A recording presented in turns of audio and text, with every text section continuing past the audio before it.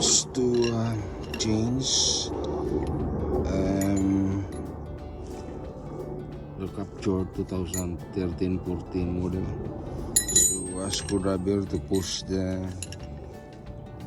caliper, stopper to caliper sliding nut, and then socket, and then remove the wheel nut, brake pads, locking nut, then cordless impact wrench, and then of course, but not the least, my hydraulic jack.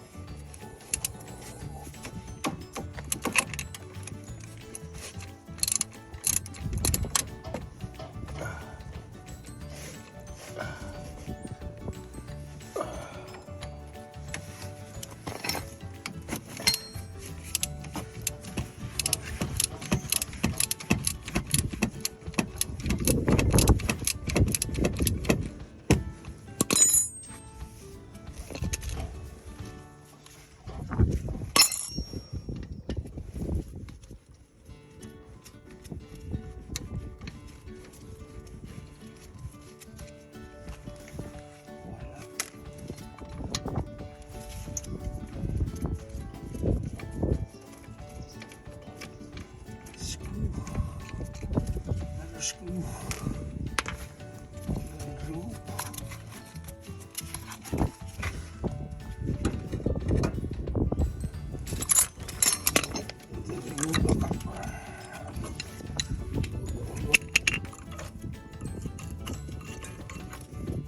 The old one.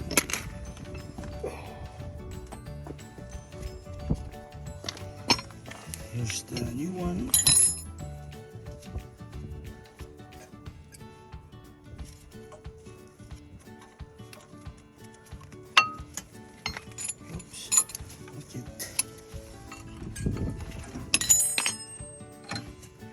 Push back in. So this two, back the screw.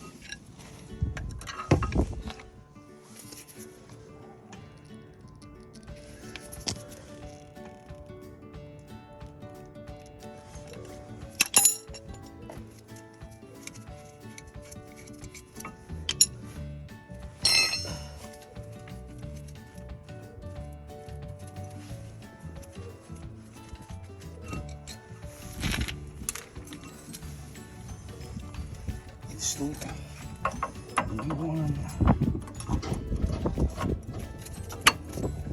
Install a new one.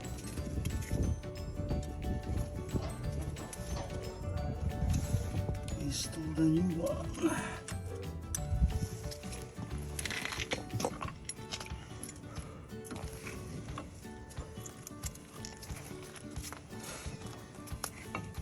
Put in the caliper. Put back the screw.